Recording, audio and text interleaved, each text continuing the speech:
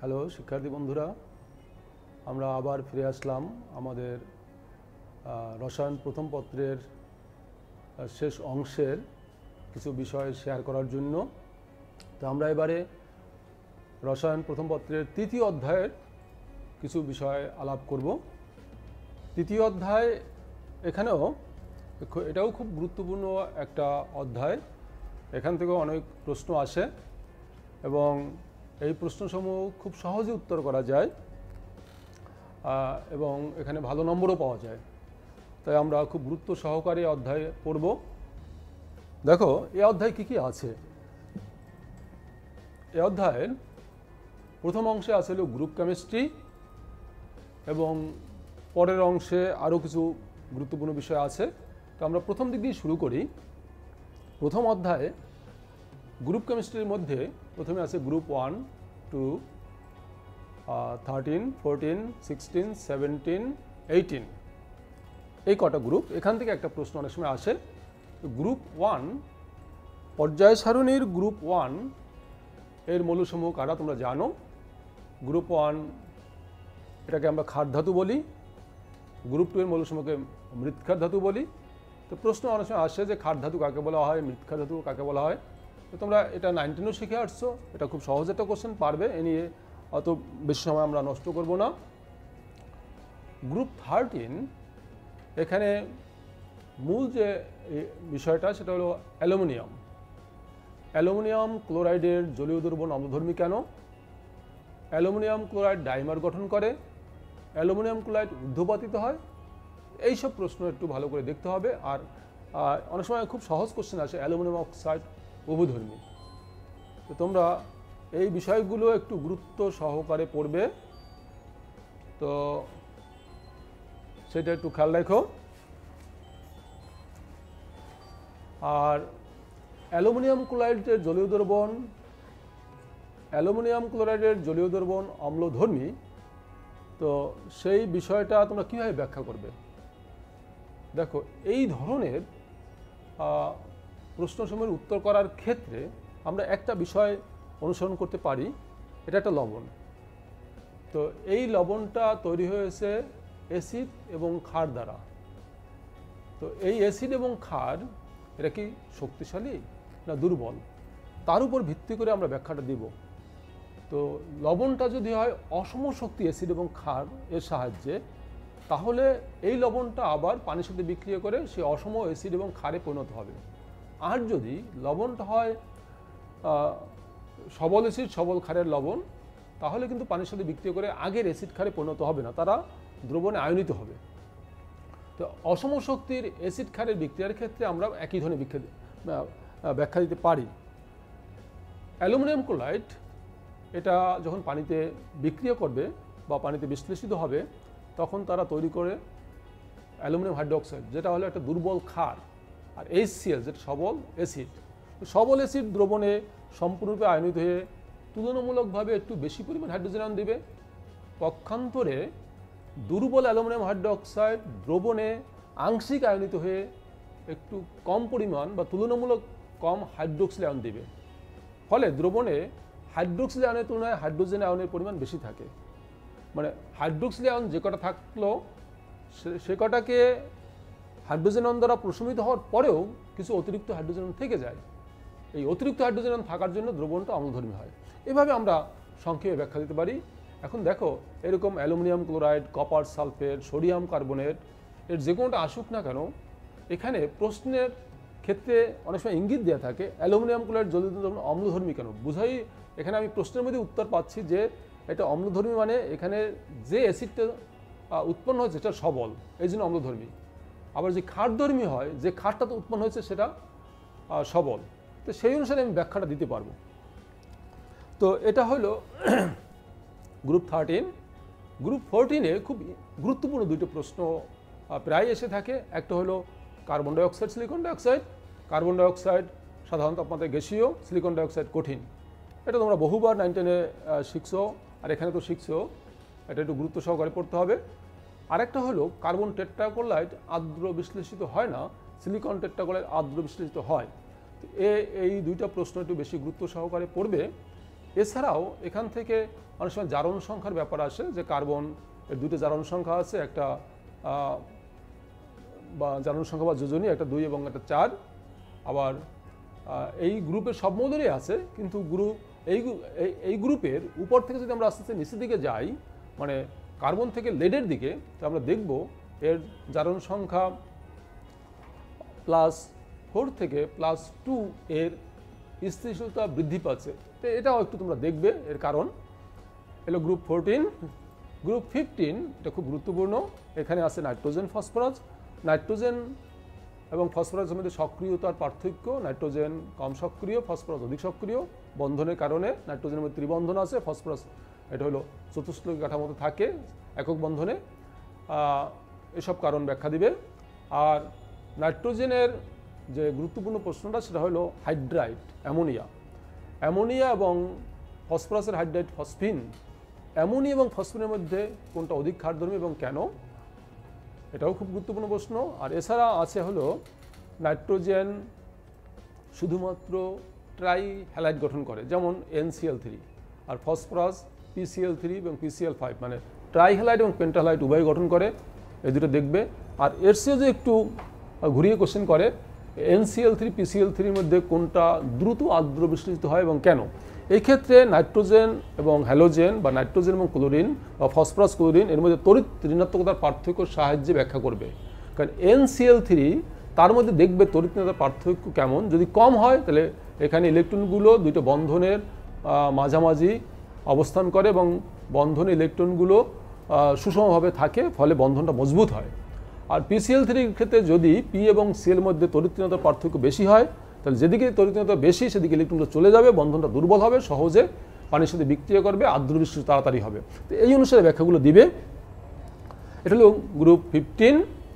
Group 16-এ আছে oxygen, sulphur. তো oxygen একটা কোশ্চেন থাকে অনেক সময়, অক্সিজেন জারণ সংখ্যা স্থির, সালফারের জারণ সংখ্যা পরিবর্তনশীল কেন, ডি ব্লকের সাহায্যে ব্যাখ্যা দিবে। আবার অক্সিজেন OF6 গঠন করে না, কিন্তু সালফার SF6 গঠন করে, সেটাও ডি ব্লকের কারণে, বা ডি অরবিটাল আছে এই কারণে, যে সালফারের খালি ডি অরবিটাল আছে, অক্সিজেন নাই, এ কারণে ওরা ইলেকট্রন ট্রান্সফার হয়ে বিজোড় ইলেকট্রন সংখ্যা বর্ধিত করতে পারে, সেই অনুসারে ব্যাখ্যাটা দিবে। আমি এগুলো জানা কোশ্চেন, সেগুলো একটু দ্রুত যাচ্ছি। গ্রুপ 16। গ্রুপ 17-এ খুব গুরুত্বপূর্ণ একটা প্রশ্ন আছে, ফ্লোরিন এবং ক্লোরিন এ দুটোর মধ্যে কার তড়িৎ ঋণাত্মকতা বেশি এবং কেন। খুবই কমন কোশ্চেন, কিন্তু আসে পরীক্ষায়।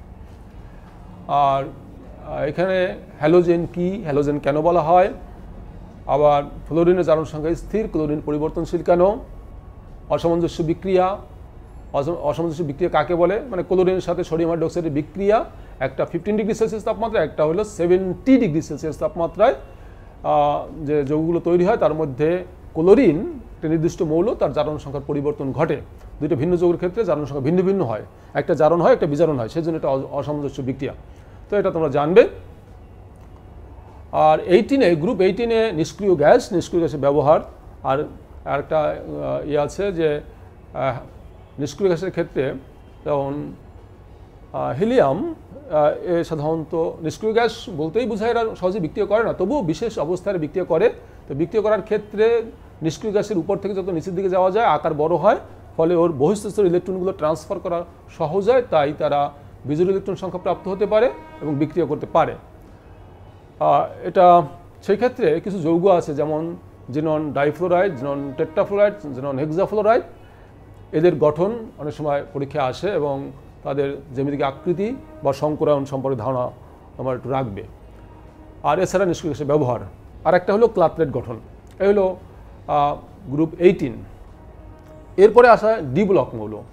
ডি ব্লক মৌল খুবই গুরুত্বপূর্ণ। ডি ব্লক মৌল কি, অবস্থান্তর মৌল কাকে বলে, ডি ব্লক মৌল অবস্থান্তর মৌলের পার্থক্য এবং অবস্থান্তর মৌলের যে কিছু বৈশিষ্ট্য আছে তার মধ্যে গুরুত্বপূর্ণ হলো রঙিন যৌগ গঠন করা, জটিল আয়ন গঠন করা, প্রভাবন বৈশিষ্ট্য, এগুলো খুব গুরুত্বপূর্ণ। অনেক সময় উদ্দীপকে দেয়া থাকে দুইটা ভিন্ন মৌল, যাদের হয়তো বা পারমাণবিক সংখ্যা দেওয়া থাকতে পারে, বা এমনভাবে ইঙ্গিত দেওয়া আছে তুমি বুঝলে যে এখানে এটা অবস্থান্তর মৌল, এবং সেই অনুসারে একটা অবস্থান্তর মৌল একটা হয়তো ডি ব্লক মৌল বা অবস্থান্তর মৌল নয়।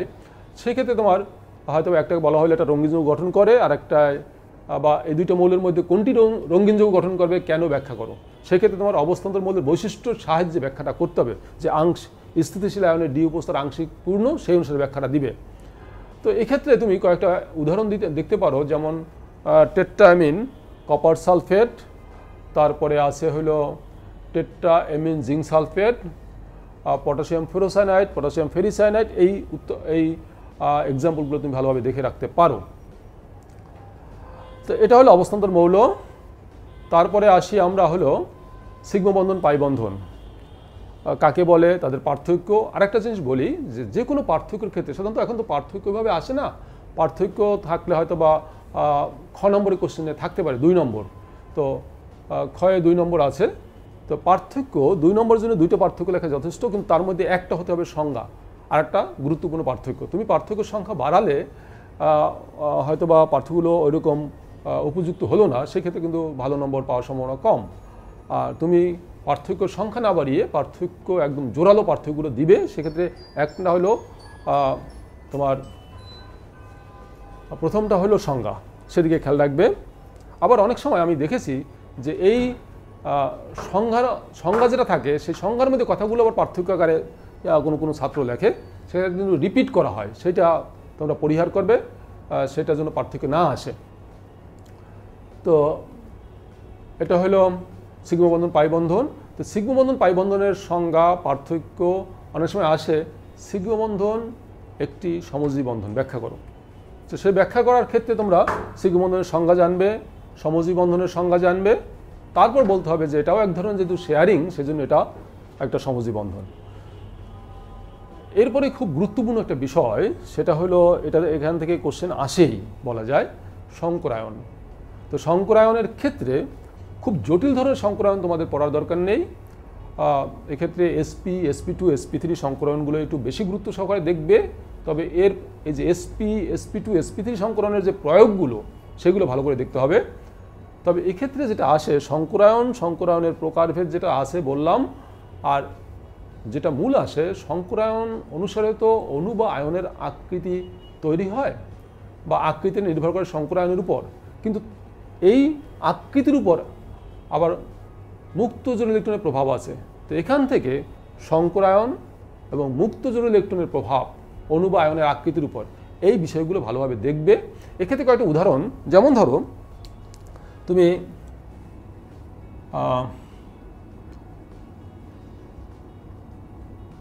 BCl2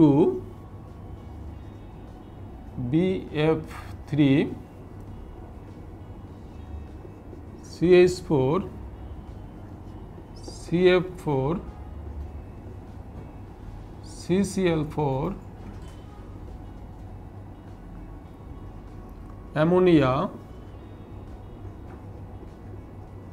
অ্যামোনিয়াম H2O H3+, এগুলো তুমি দেখতে পারো একটু এর সংকরণ কীরকম। দেখো এখানে যে কেন্দ্রীয় বলো তার ইলেকট্রন বিন্যাস তোমার জানতে হবে। ইলেকট্রন বিন্যাস সাহায্যে তুমি দেখবে সাহায্যে কীভাবে বন্ধন হয়েছে, এই অনুসারে এটা বুঝতে পারছো কি সংকরণ। sp, এটা হলো sp2, এটা হলো sp3 sp3 sp3, এটাও কিন্তু sp3, কিন্তু এখানে মুক্তজোড় ইলেকট্রন আছে, তার একটা প্রভাব আছে। sp3 সংকরণের আকৃতি চতুস্থলকীয়, কিন্তু এখানে মুক্তজোড় ইলেকট্রনের কারণে আমরা জানি মুক্তজোড় ইলেকট্রন আর মুক্তজোড় ইলেকট্রনের মধ্যে বিকর্ষণ সবচেয়ে বেশি হয়, তারপরে হলো মুক্তজোড় ইলেকট্রন বন্ধনজোড়, তারপরে বন্ধনজোড়। তো সেটা তোমরা জানো। সেই অনুসারে এখানে যে অ্যামোনিয়ার গঠনটা দেখো, আমরা যদি sp3 সংকরণ বলি তাহলে এখানে sp3 সংকরণের অরবিটাল সমূহ হচ্ছে এটা একটা চতুষ্কোণী কাঠামো, কিন্তু নাইট্রোজেনের বহিস্থ স্তরে ইলেকট্রন ছিল 5টা। sp3 সংকরণের ফলে উৎপন্ন হলো 4টা অরবিটাল।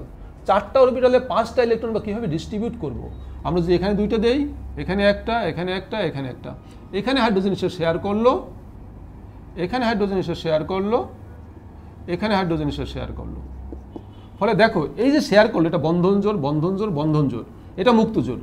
তো এই মুক্তজোড় এদিকে বিকর্ষণ করছে, এদিকে বিকর্ষণ করছে, এদের মধ্যে বিকর্ষণটা কম, ফলে এই কোণটা ছোট হয়ে একটু বিকৃত হয়ে নতুন একটা আকৃতি ধারণ করে।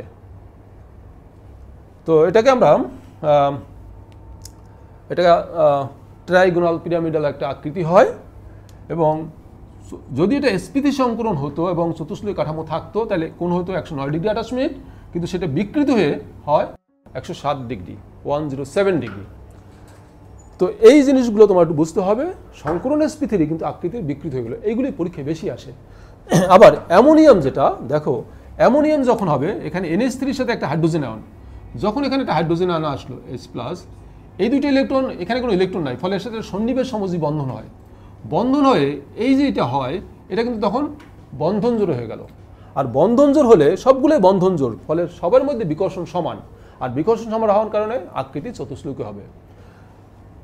H2O, এটাও sp3 সংকরণ, কিন্তু এখানে 2 জোড়া মুক্তজ ইলেকট্রন থাকে, ফলে তাদের মধ্যে বিকর্ষণ আরও বেশি হয়, ফলে এর আকৃতিটা আরও বিকৃত হয়ে এর কোণটা হয় 104.5 ডিগ্রি। কিন্তু যখন আমরা এর সাথে একটা হাইড্রোজেন আয়ন যুক্ত করি, এটা হাইড্রোনিয়াম আয়ন, সেই হাইড্রোনিয়াম আয়ন কিন্তু sp3 সংকরণ, কিন্তু তার আকৃতি আবার অ্যামোনিয়ার মতো হয়ে যায়, কারণ সেখানে একটা মুক্তজোড় ইলেকট্রন আর সবগুলো বন্ধন জোড়। তো এইগুলো একটু তুমি ভালোভাবে বুঝে বুঝে শেখার চেষ্টা করবে, এটা পরীক্ষায় এখান থেকে কোশ্চেন আসে। তো এখানে মূলত সংকরায়ন এবং মুক্তজোড় ইলেকট্রনের প্রভাব, মানে অণু বা আয়নের আকৃতির উপর, এই জায়গাগুলো একটু ভালো করে কনসেপ্ট ক্লিয়ার করতে হবে। তারপরে সন্নিবেশ সমযোজী বন্ধন। সন্নিবেশ সমযোজী বন্ধন এর ক্ষেত্রে কয়েকটা গুরুত্বপূর্ণ প্রশ্ন একটু দেখে যাবে ভালো করে। যেমন ধরো অ্যামোনিয়াম ক্লোরাইড, এর মধ্যে কী ধরনের বন্ধন, তারপরে হলো KBF4, তারপরে হলো এখানে H3O+, এটা আসতে পারে, অ্যামোনিয়াম আসতে পারে। তো এই জিনিসগুলো একটু ভালো করে দেখে যাবে। তারপরে পটাশিয়াম ফেরোসাইনাস আছে, পটাশিয়াম ফেরিসাইনাইড আছে, এগুলো দেখবে। সন্নিবেশ সমযোজী বন্ধন, এর মধ্যে সন্নিবেশ সমযোজী, এটার মধ্যে যেমন 3টে বন্ধনই আছে, সমযোজী, আয়নিক, সন্নিবেশ সমযোজী। তো এই জিনিসগুলো একটু কনসেপ্ট ক্লিয়ার করবে। এরপরে আয়নিক বন্ধনের সমযোজী বৈশিষ্ট্য এবং সমযোজী বন্ধনের আয়নিক বৈশিষ্ট্য, সেটাও দেখবে। তো তার মধ্যে এই যে আয়নিক বন্ধনের সমযোজী বৈশিষ্ট্য বা পোলার আয়ন বলে এটাকে, এটা ফাজানের সূত্রের সাহায্যে ব্যাখ্যা করা যায়। তো এই ফাজানের সূত্রের সাহায্যে তুমি কোনো যৌগের গলনাঙ্ক, স্ফুটনাঙ্ক, পানিতে দ্রব্যতা এসব ব্যাখ্যা করতে পারবে। আর্দ্র বিশ্লেষণ, তো সেক্ষেত্রে ফাজানের সূত্রটা ভালো করে শিখবে এবং এর প্রয়োগগুলো দেখবে। তারপরে আসে হাইড্রোজেন বন্ধন। হাইড্রোজেন বন্ধন থেকে একটা কোশ্চেন, একটা কমন কোশ্চেন, হাইড্রোজেন সালফাইড গ্যাসীয়, H2O বা পানি তরল কেন সাধারণ তাপমাত্রায়? তো সেটা তোমরা সবাই জানো, এটা ভিন্ন ভিন্নভাবে স্টেম অনুসারে প্রশ্নটা সেট করতে পারে। তারপরে হলো ভ্যান ডার ওয়ালস বল, আর সবশেষ হলো যৌগের, অজীব যৌগের নামকরণ। অনেক সময় ক বা ক্ষয়ের প্রশ্নে থাকে, তো সেটাও এক নজর দেখে যেও। এখন একটা জিনিস, এই অধ্যায় এই উদ্দীপকটা বুঝতে হয় ভালো করে। ধরো এখানে একটা উদ্দীপক দেয়া আছে এরকম। এখন গ্রুপ এবং পর্যায়, এখানে এই যে মৌল, আমি এখানে যেগুলো প্রতীক ব্যবহার করেছি এগুলো কিন্তু সঠিক মৌলের প্রতীক নয়, বা মৌলের সঠিক, এই প্রতীকগুলো কিন্তু মৌলের সঠিক প্রতীক প্রকাশ করছে না। তো আমার বুঝতে হবে যে এই মৌলগুলো আসলে কোন মৌলের প্রতীক নির্দেশ করছে। তো সেইটা বোঝার জন্য তোমার কোন গ্রুপ, কোন পর্যায়, সেগুলো তোমার জানতে হবে পর্যায় সারণী থেকে। যেমন ধরো আমি একটা বলি, এখানে আমি লিখছি BD4, এই মৌলটা কি? দেখো বি হলো গ্রুপ 14 একটা মৌল, আর দ্বিতীয় পর্যায়। তো দ্বিতীয় পর্যায়টা কি হতে পারে তাহলে? এটা হতে পারে কার্বন, সেটা তোমার জানতে হবে। এটা এটা হতে পারে সিলিকন, যে কার্বন সিলিকন আস্তে আস্তে বাড়ছে। তো সেইগুলো তোমার জানো তাহলে প্রশ্ন উত্তর দিতে পারবে। তুমি যদি এটাই না জানো তাহলে তো প্রশ্ন উত্তর দেওয়া একটু কঠিন হয়ে যাবে। সেই জন্য তুমি একটু খেয়াল রাখবে যে পর্যায় সারণী অন্তত এই যে প্রথম পর্যায়, দ্বিতীয় পর্যায়, তৃতীয় পর্যায়, চতুর্থ পর্যায়ের মৌলগুলো যেন তুমি অবস্থান সহ জানতে পারো বা জানো, এটাও একটু খেয়াল রাখবে। এখান দিয়ে সাধারণত কোশ্চেন থাকে। তো এই হলো তৃতীয় অধ্যায়ের আমাদের প্রশ্নসমূহ বা গুরুত্বপূর্ণ বিষয়সমূহ। এরপরে আমার আসবো চতুর্থ অধ্যায়, খুবই একটা গুরুত্বপূর্ণ অধ্যায়। এবং এই অধ্যায় যেমন গুরুত্বপূর্ণ তেমন এখান থেকে প্রশ্ন বেশি আসে, এবং নম্বর একদম লিখতে পারলে সঠিকভাবে পূর্ণ নম্বর পাবে। সেজন্য এই অধ্যায় সবাই একটু গুরুত্ব দেয় ভালো নম্বর পাওয়ার জন্য। তো এই অধ্যায়ে কি কি আছে? প্রথম দিকে আমরা দেখেছি যে আছে গ্রিন কেমিস্ট্রি, সেটা গ্রিন কেমিস্ট্রির মধ্যে আবার কিছু বিষয় আছে, যেমন ধরো অ্যাটম ইকোনমি, তো এটাও তুমি একটু দেখবে। আরেকটা জিনিস এখান থেকে আসে যে গ্রিন কেমিস্ট্রি বা সবুজ রসায়ন এর সাথে পরিবেশ রসায়নের পার্থক্য বলো বা তুলনা বলো, এটা তোমার জানতে হবে বা বুঝতে হবে, যদি কখনো আসে যেন লিখতে পারো। তারপরে আসে বিক্রিয়ার হার।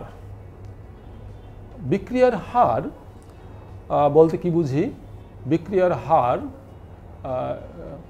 মানে নিয়ামকের প্রভাব, বিক্রিয়ার হারের উপর বিভিন্ন নিয়ামকের প্রভাব, সেক্ষেত্রে তাপমাত্রার প্রভাবটা বেশি আসে। তবে এক্ষেত্রে বিক্রিয়ার হারের ক্ষেত্রে আবার একটা জিনিস, যে বিক্রিয়ার হার বলতে আমরা কি বুঝি? যে একক সময় ঘনমাত্রার পরিবর্তন, সেটা হতে পারে বিক্রিয়কের, হতে পারে উৎপাদের। যদি বিক্রিয়ক হয় তাহলে বিক্রিয়ক ঘনমাত্রা হ্রাস পাবে, যদি উৎপাদ হয় উৎপাদের ঘনমাত্রা বৃদ্ধি পাবে, এটা আমরা সবাই জানি।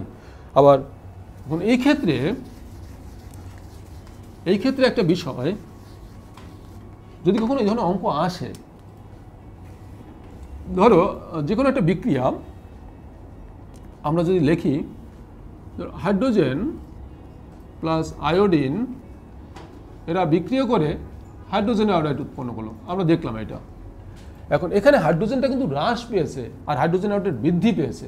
তাহলে হাইড্রোজেনের যদি বিক্রিয়ার হার বের করি, তা আমরা লিখতে পারি এটা যেটা হ্রাস পেয়েছে, আমরা গাণিতিকভাবে দেখেছি এটা মাইনাস সাইন আসে একটা, তো আমরা এখানে লিখতে পারি dH2/dt। এটা হলো হাইড্রোজেনের হ্রাসের হার। এখানে আয়োডিন যেহেতু যতক্ষণে একটা অণু বিক্রি করে ততক্ষণে আয়োডিনের একটা অণু বিক্রি করে, তখন এটার যে হ্রাসের হার এটার হ্রাসের হার সমান, সুতরাং আমরা লিখতে পারি এখানে সমান -dI2/dt, এটা লেখা যায়। কিন্তু একটা জিনিস লক্ষ্য করলাম, হাইড্রোজেন যদি একটা অণু বিক্রিয়া করে বা একটা অণু কমে যায়, হাইড্রোজেন আয়োডাইড কিন্তু দুইটা অণু বৃদ্ধি পাবে। এটা যে হারে হ্রাস পাচ্ছে এটা কিন্তু তার ডাবল হারে বৃদ্ধি পাচ্ছে। সুতরাং এই দুটোর মধ্যে সম্পর্ক করতে চাই, তাহলে এটার চেয়ে এটার বৃদ্ধির হার কিন্তু দ্বিগুণ। তো যেহেতু এটা দ্বিগুণ, এটা যদি এটার সমান করতে চাই, তাহলে এটার যা হার তাকে 2 দিয়ে গুণ করলে এটার সমান হবে, বা এটাকে যদি অর্ধেক করি তাহলে এটার সমান হবে। আমি যদি এভাবে লিখি, যেহেতু এটা বৃদ্ধি পাচ্ছে সেখানে পজিটিভ আসে, তো আমরা লিখতে পারি dHI/dt। এটা বাদ দিয়ে আমরা বলতে পারি এটা বৃদ্ধির হার, আর যদি এটা সমান করতে চাই তখন আমরা অর্ধেক করতে হবে আমাদের। সহজভাবে তোমরা মনে রাখতে পারো, একটা সমীকরণ সমতাকরণ করার পরে যদি প্রত্যেকটা হারের মধ্যে মানে সমান করতে চাও প্রত্যেকটার হার, তাহলে ওর সহগ দিয়ে ভাগ করলেই হলো। তো অনেক সময় এটার হার দেওয়া আছে, এটার হার বের করতে বলে, তখন তুমি এই সম্পর্কটা জানলে এটা সহজেই বের করতে পারবে। এটা মনে রাখতে হবে। আর হারের উপর বিভিন্ন নিয়ামকের প্রভাব, তার মধ্যে গুরুত্বপূর্ণ হলো তাপমাত্রার প্রভাব, আরএনএস সমীকরণের সাথে তুমি ব্যাখ্যা করবে। আর এই তাপমাত্রার প্রভাব এর সাথে আবার বিক্রিয়া হারের উপর সক্রিয়ণ শক্তির প্রভাব, সেটাও দেখবে। এখান থেকে অনেক সময় একটা ভালো কোশ্চেন সেট করে বসে, বিক্রিয়ার হার এর উপর তাপমাত্রার প্রভাব, সক্রিয়ণ শক্তির প্রভাব। তো এইটা গেল একটা অংশ। তারপরে আসি আমরা হলো একমুখী বিক্রিয়া, উহুমুখী বিক্রিয়া। উহুমুখী বিক্রিয়া কীভাবে একমুখীকরণ করা যায়, সাম্যাবস্থা, ভরক্রিয়ার সূত্র, সাম্যাবস্থার উপরে বিভিন্ন নিয়ামকের প্রভাব, যেমন তাপমাত্রা, চাপ, ঘনমাত্রা, লা-শাতলিয়ার নীতি অনুসারে। তো এখান দিয়ে একটা ভালো কোশ্চেন আসে, সহজ কোশ্চেন যদিও, কিন্তু আসে পরীক্ষায়। সুতরাং তোমরা এটাকে অবহেলা করবে না। এখানের সব ছাত্রের জন্যই বলছি, এখান থেকে একটা ভালো নম্বর পাওয়ার সম্ভাবনা খুব বেশি। এখন এখানে এই যে লা-শাতলিয়ার নীতির যে প্রয়োগ, এক্ষেত্রে একটা বিষয় আমি একটু তোমাদের সাথে শেয়ার করতে চাই। সেটা হলো, ধরো A2B4 একটা যৌগ, ধরো এটা গ্যাসীয় অবস্থায় আছে, এটা ভেঙে তৈরি করলো 2AB2, এটাও গ্যাসীয়। এখন এক্ষেত্রে হয়তো দেওয়া আছে ΔH, এটা মান দেওয়া আছে, ধরো এটা পজিটিভ। পজিটিভ মানে তাপহারী বিক্রিয়া, এটা বোঝাচ্ছে। তো এখন এক্ষেত্রে যদি এমন হয় যে এই বিক্রিয়ার A2B4 এর বিয়োজন মাত্রা দেওয়া আছে, বিয়োজন মাত্রা মানে আলফা ধরো 10% বিয়োজিত হয়, এরকম দেওয়া আছে, কেপির মান চাইলো, আর মোট চাপ দেওয়া আছে, তখন তুমি এটা কী করতে পারো, এটা যে বিয়োজন মাত্রা, এই ক্ষেত্রে বিয়োজন মাত্রা সাধারণত কিন্তু 1 মোল থেকে যত অংশ বিয়োজিত হয় সেটি বিয়োজন মাত্রা। এখন তুমি এখানে 5 মোল নিয়েও কাজ করতে পারো, 10 মোল নিয়েও কাজ করতে পারো, কিন্তু বিয়োজন মাত্রা কিন্তু সবসময় 1 মোল থেকে যে অংশটা বিয়োজিত হয়। তো এখানে যদি 1 মোল নেই আমরা, 1 মোল থেকে যে অংশ বিয়োজিত হইলো ধরলাম আলফা বিয়োজিত হইলো, তো আলফাটা কিন্তু চলে গেল, এই তো থাকলো কতটুকু 1 মাইনাস আলফা। আর এই যে আলফাটা চলে গেল, চলে গিয়ে উৎপাদে পরিণত হলো, সেক্ষেত্রে আমরা সমীকরণের সাহায্য নেব কীভাবে? আমরা দেখতে পাচ্ছি এর 1 মোল যদি বিয়োজিত হয় এর হবে 2 মোল, যদি এর আলফা মোল বিয়োজিত হয়, এই যেটা বিয়োজিত হয়ে গেল, তো এখানে হবে 2 আলফা। তা সেজন্য আমরা এখানে লিখতে পারি এটা হলো 2 আলফা। এতটুকু উৎপন্ন হলো। এটা 1 মোল নিয়ে তুমি কাজ করলে, যদি 5 মোল নিয়ে কাজ করো 5 দিয়ে এখানে গুণ করে দেবে, যদি এ মোল নিয়ে কাজ করো তুমি এ দিয়ে গুণ করবে, আমরা এভাবে লিখতে পারি। তো এটা এই অংশটা যদি ভালো করে বুঝতে পারো, তারপর তোমরা জানো এখান থেকে যদি কেপি বের করতে হয় তাহলে কেপি সমান আমরা লিখি কি, কেপি সমান উৎপাদের আংশিক চাপ, আমরা এভাবে লিখি, এর সহগটা পাওয়ার হয়ে গেল, আর এখানে আমরা লিখি বিক্রিয়ক A2B4। এখন এই যে আংশিক চাপ সমান কি লিখতে পারি, মোল ভগ্নাংশ ইনটু মোট চাপ। মোল ভগ্নাংশ এর যদি মোল ভগ্নাংশ বের করতে চাই তাই এর মোল সংখ্যা ডিভাইডেড বাই মোট মোল সংখ্যা, মোট মোল সংখ্যা মানে এর প্লাস এর সাম্য অবস্থায় যেটা আছে ইনটু মোট চাপ। তাহলে আমাদের আলফার মান দেওয়া আছে আর এ কাটা যাবে আর মোট চাপ দেওয়া আছে, তাহলে আমি কেপি সহজেই বের করতে পারবো। আবার যদি আসে এই যে বিক্রিয়াটা এর উপর তাপমাত্রা বা চাপের প্রভাব, বা এখানে উৎপাদ যদি আমরা বাড়াতে চাই তাহলে চাপ বা তাপমাত্রা কী ধরনের পরিবর্তন ঘটাতে হবে, তো সেটা লাস্টের নীতি অনুসারে আমরা সে ব্যাখ্যাটা দিতে পারবো। তো সেদিকে একটু খেয়াল রাখবে, এটা খুব গুরুত্বপূর্ণ একটা অংশ, যদিও সহজ কিন্তু কোনোভাবে অবহেলা করবে না, খুব গুরুত্ব সহকারে পড়বে। এই একটা গেল লা শাতলিয়ার নীতি অনুসারে। তারপরে আসে হলো পিএইচ, পানির আয়নিক গুণফল, অ্যাসিড ক্ষারের তীব্রতা, সেই অংশগুলো দেখবে ভালো করে। আর এই যে পিএইচ, অ্যাসিড ক্ষারের তীব্রতা, এর সাথে আবার বাফার দ্রবণের ক্রিয়া কৌশল, বাফার দ্রবণ এর পিএইচ নির্ণয় হেন্ডারসন সমীকরণের সাহায্যে, এখান থেকে একটা প্রশ্ন অনেক সময় সেট করে বসে, সেই জন্য তোমাকে ভালোভাবে এটা বুঝতে হবে। তবে এই হেন্ডারসনের সমীকরণের যে প্রয়োগ, মানে বাফার দ্রবণের পিএইচ নির্ণয় করার ক্ষেত্রে তোমার একটু সতর্ক থাকতে হবে। অনেক সময় দুইটা পাত্রের মধ্যে একটা অ্যাসিড একটা ক্ষার আছে, সেই দুটো মিক্স করলা একটা বাফার দ্রবণ তৈরি হলো, কিন্তু সেই বাফার দ্রবণে তোমার খেয়াল রাখতে হবে যে যেটা অ্যাসিড বা ক্ষার আছে ওটা কিন্তু একটা দ্বারা একটা প্রশমিত হবে, প্রশমিত হওয়ার পর কোনটা বেশি আছে সেই অনুসারে বাফার দ্রবণের প্রকৃতিটা হবে, বা তুমি সেই অনুসারে হেন্ডারসনের সমীকরণটা ব্যবহার করবে। এবং দুইটা মিক্স করার পর ঘনমাত্রা কি পরিবর্তন হইলো, যে অ্যাসিডটা থাকলো যে ক্ষারটা থাকলো তার ঘনমাত্রা কত হইলো সেইটা কিন্তু বাফার দ্রবণে বসাবে, যে অ্যাসিড বা যে ক্ষার অতিরিক্ত থাকলো তার ঘনমাত্রা ওই দ্রবণের মধ্যে কতটুকু সেই মানটা কিন্তু হেন্ডারসনের সমীকরণে বসাবে, সেদিকে একটু খেয়াল রাখতে হবে, তাইলেই অঙ্ক সহজে পারবে। তো এই জায়গাগুলো তোমরা একটু ভালোভাবে দেখবে। এটা হলো বাফার দ্রবণের ক্রিয়া কৌশল।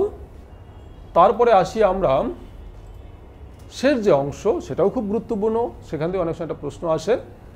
এখানে তাপ উৎপত্তি বিক্রিয়া, তাপ হারি বিক্রিয়া, কোনো একটা সমীকরণ দেওয়া হইলো, বলা হইলো এটার তাপের যে প্রকৃতি সেটা শক্তি ছকের সাহায্যে দেখাও, মানে তাপ উৎপাদন না তাপ হারি সেটা একটা শক্তি ছক এঁকে দেখাবে, এরকম অনেক সময় আসে। আবার এখান থেকে আরও কিছু গুরুত্বপূর্ণ প্রশ্ন আছে, যেমন ধরো সংগঠন তাপ, দহন তাপ, প্রশমন তাপ, হেসের সূত্র, এই মিলে একটা কোশ্চেন। এখন সংগঠন তাপ দেখো, এখানে অনেক সময় আমরা দেখে থাকি অনেক ধরনের কোশ্চেনে আছে যে ধরো 1 এবং 2 কার্বন বিশিষ্ট দুটি সম্পৃক্ত হাইড্রোকার্বনকে অক্সিজেনে দহন করলে প্রচুর শক্তি উৎপন্ন হয়। এখন এই দুইটি যৌগের মধ্যে কোনটি জ্বালানি হিসাবে বেশি উপযুক্ত, তো সেক্ষেত্রে হয়তো সংগঠন তাপ আছে, ওই যৌগ দুটোর আছে, আরও যাদের দরকার সংগঠন তাপ দেওয়া আছে, সেখান থেকে তুমি হয়তো দহন তাপের মানটা বের করতে পারবে। দহন তাপের মান বের করে তারপর তুমি কম্পেয়ার করবে যে পার গ্রামকে পোড়ালে কোনটার ক্ষেত্রে বেশি শক্তি উৎপন্ন সেটা জ্বালানি হিসেবে ভালো। এখন এই ক্ষেত্রে তুমি হয়তো মিথেন এবং ইথেনটা পড়েছো, আসলো প্রোপেন এবং বিউটেন একই রকম পদ্ধতি, কিন্তু আসলো ইথিন এবং ইথাইন একই রকম পদ্ধতি। তো তোমার চিন্তা করতে হবে যে তুমি একটা শিখলে সেটা হয়তো বা সরাসরি পরীক্ষায় আসলো না, কিন্তু যাতে তুমি এইটা প্রয়োগ করতে পারো অন্য ক্ষেত্রে, প্রোপেন বিউটেন বা ইথিন ইথাইন যেখানে আসুক না কেন সেখানে যেন তুমি এটা প্রয়োগ করতে পারো, সেটা বুঝে বুঝে তোমার লিখতে হবে। এখানে আরেকটা জিনিস আমি একটু বলি, সেটা দেখো একটু।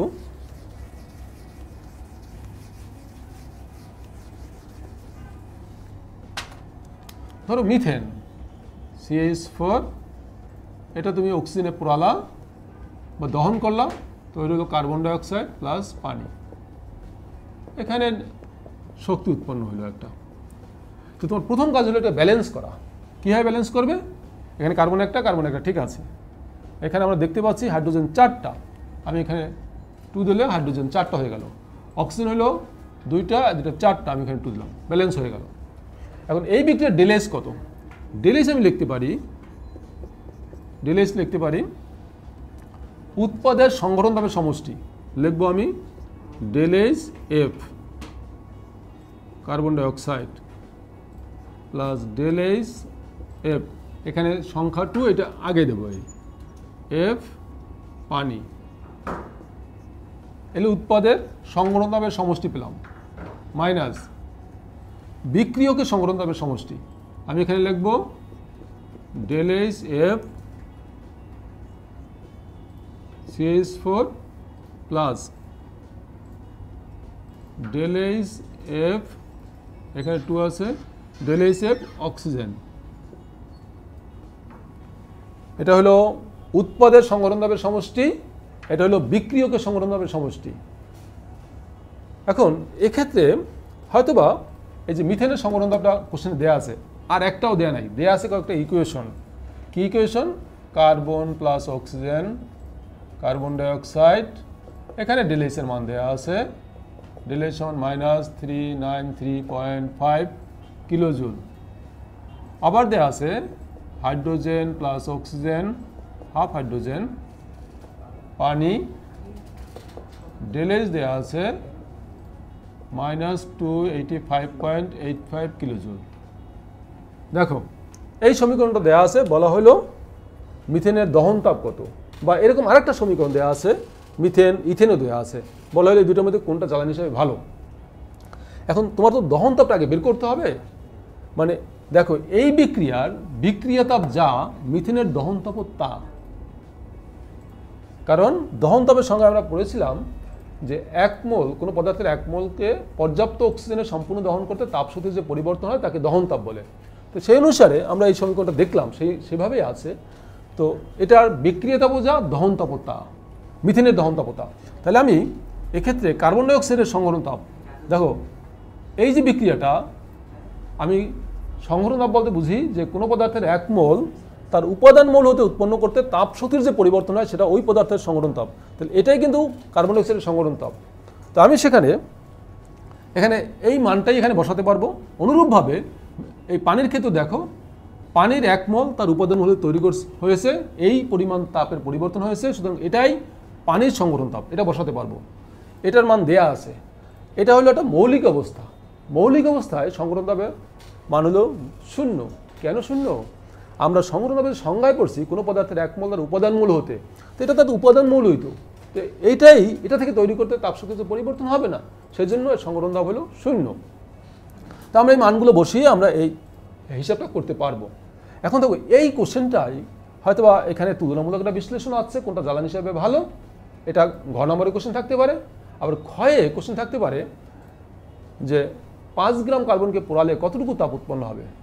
এখন আমি এই সমীকরণটা দেখতে পাচ্ছি যে এখানে আছে এই বিক্রিয়াটা সমতাকৃত, এটা 1 মোল কার্বন, 1 মোল কার্বন মানে কি, মানে 12 গ্রাম কার্বন। তো 12 গ্রাম কার্বনকে পোড়ালে পাচ্ছি আমরা এই তাপ, সুতরাং 5 গ্রামকে পোড়ালে কতটুকু তাপ উৎপন্ন হবে, এভাবে কোশ্চেন থাকে। অথবা যদি এমন আসে যে ধরো 800 কিলোজুল শক্তি উৎপন্ন করার জন্য কতটুকু অক্সিজেন লাগবে, দেখো এটা কিন্তু উদ্দীপকে আছে যে এত তাপ উৎপন্ন হওয়ার জন্য আমার অক্সিজেন লাগছে এতটুকু, সুতরাং 800 কিলোজুল শক্তি পাওয়ার জন্য কতটুকু অক্সিজেন লাগবে।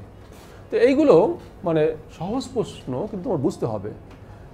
তারপরে ধরো প্রশমন তাপ।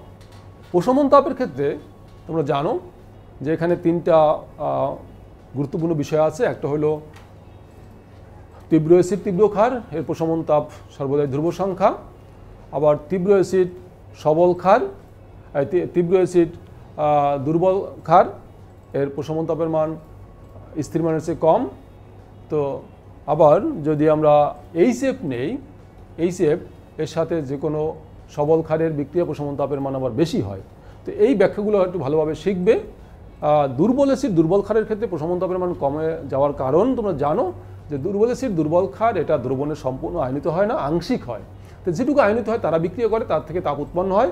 আর যে আয়নিত হলো না তাদেরকে আয়নিত করতে হয়। আয়নিত করার জন্য এটা অতিরিক্ত শক্তির দরকার, সেই শক্তিটা প্রশমন তাপ থেকে আসে, তাই এদের প্রশমন তাপের মানটা কমে যায়।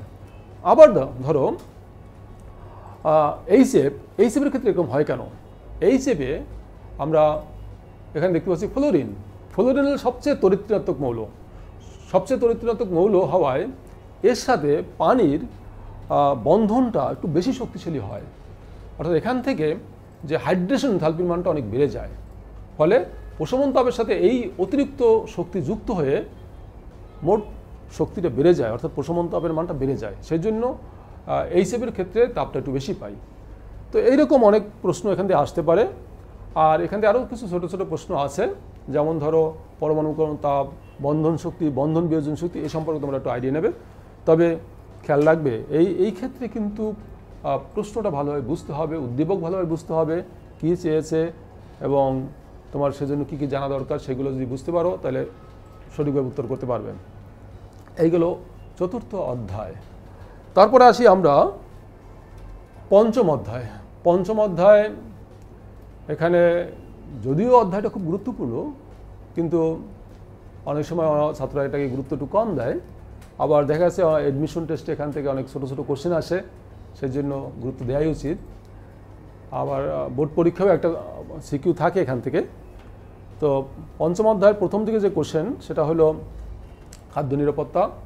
খাদ্য নিরাপত্তা বলতে কী বুঝো, বা খাদ্য নিরাপত্তার সাথে কোন বিষয়গুলো সম্পর্কিত। তারপরে আছে প্রিজারভেটিভস। প্রিজারভেটিভস সে সম্পর্কে ধারণা তোমার থাকতে হবে একটু। যেমন সেখানে প্রাকৃতিক আছে, কৃত্রিম আছে, এগুলো কোনটা কি, বা এই যে আমরা প্রাকৃতিক প্রিজারভেটিভসে আমরা দৈনন্দিন জীবনে যেগুলো ব্যবহার করি সে সম্পর্কে একটা ধারণা হতে পারে, বা একটা উদাহরণে দিল সেটা ব্যাখ্যা করতে হতে পারে, সেটা তোমার চিন্তা করতে হবে। আর কৌটোজাতকরণ, কৌটোজাতকরণের মূলনীতি। কৌটোজাতকরণের ক্ষেত্রে যেমন সবজি, ফল, দেশি ফল, মাছ, মাংস, প্রায় একই রকম সবগুলোই, একটু হয়তো বা ভিন্ন ভিন্ন আছে, সেগুলো একটা পড়লেই অন্যগুলো একবার রিডিং পড়লে তুমি পারবে, একটু দেখে যাবে। তারপরে আছে এখান থেকে সাসপেনশন, কোয়াগুলেশন, কলয়েড, এমালশন, এটা একটু দেখবে। সংজ্ঞাগুলো বা তুলনামূলক একটা বিশ্লেষণ, ওই যে এর অণু বা আয়নের আকৃতির উপর বা আকারের উপর, এটা একটু দেখবে। তারপরে যেটা গুরুত্বপূর্ণ প্রশ্ন এখান থেকে থাকে, 19-এ শিখে আসছো এটা, টয়লেট ক্লিনার এবং গ্লাস ক্লিনার। টয়লেট ক্লিনার এবং গ্লাস ক্লিনারের মধ্যে একটা তুলনামূলক বিশ্লেষণ, যে গ্লাস ক্লিনারের ক্ষেত্রে আমরা কোন ধরনের যৌগ বা পদার্থ ব্যবহার করি, আবার টয়লেট ক্লিনারের ক্ষেত্রে কোনটা ব্যবহার করি, এর কারণ কি বা এর কৌশল কি, এটা অনেক সময় আসে। সর্বশেষ হলো ভিনেগার। ভিনেগার প্রস্তুতি বা আমরা ভিনেগারের যে প্রিজারভেটিভস হিসাবে যে তার কৌশলটা, এটা প্রায় পরীক্ষায় দিয়ে থাকে, সুতরাং এটা খুব ভালোভাবে ধারণা নেবে। তো এই হলো পঞ্চম অধ্যায়ের বিষয়সমূহ। তো আমরা রসায়ন প্রথম পত্রে মোটামুটি এই যে বিষয়গুলো বললাম সেগুলো তুমি একটু ভালোভাবে দেখবে। আবার আমি বলতে চাই যে তুমি সময়টা সম্পর্কে একটু সচেতন থাকবে। দেখো, তুমি আজকের হয়তোবা এই যে প্রোগ্রাম দেখতেছো, সেই প্রোগ্রামের পরে তুই যে সময়টুকু পাবে, আজকের তো বেশি সময় পাবে না।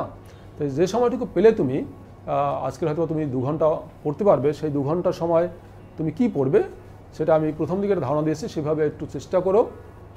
আর তারপরে কালকের যে সময়টুকু পাবে সেই সময়টুকু আমি যে প্রথমে বলেছি সেইভাবে তুমি একটু অনুসরণ করো।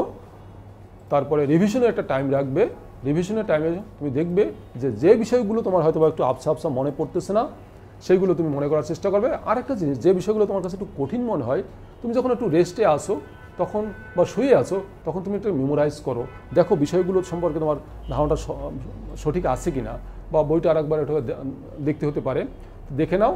আর মূল যে বিষয়টা সেটা হলো তুমি একটু উদ্দীপকগুলো একটু বেশি প্র্যাকটিস করো, উদ্দীপকগুলো নিয়ে একটু চিন্তা করো, নিজে নিজে চিন্তা করার চেষ্টা করো। অনেক সময় বিভিন্ন ধরনের উত্তরও তোমরা পাও, কিন্তু নিজে পারো কি না সেইটা চেষ্টা করো। নিজে পারলে হয় কি, তোমার ব্রেনটা কিন্তু নতুন একটা কিছু পাইলে সেক্ষেত্রেও তুমি ওর উত্তরটা সঠিকভাবে লিখতে পারবে। সেজন্য নিজে নিজে করার চেষ্টা করো। আর মূল যে বিষয়টা সেটা হলো বেশি রাত জাগা যাবে না, কোনোভাবেই না। এবং খাবারের প্রতি যত্নশীল হতে হবে। যে খাবারগুলো খেলে তোমার শরীরটা একটু সুস্থ থাকে সেই ধরনের খাবার তুমি পছন্দ করবে পরীক্ষার সময়। আর রাত্রে বেশি জাগবে না, একদম মানে 12টার মধ্যেই ঘুমিয়ে পড়ার চেষ্টা করবে। এবং খুব সকালে ওঠার চেষ্টা করো। সকালে পড়াশোনার মধ্যে কিন্তু সকালে মানুষের ব্রেন খুব স্থির থাকে, সেজন্য খুব অল্প সময়ে বেশি পড়া বা বোঝাটা সহজ হয়, বুঝতে পারা একটু সহজ হয়।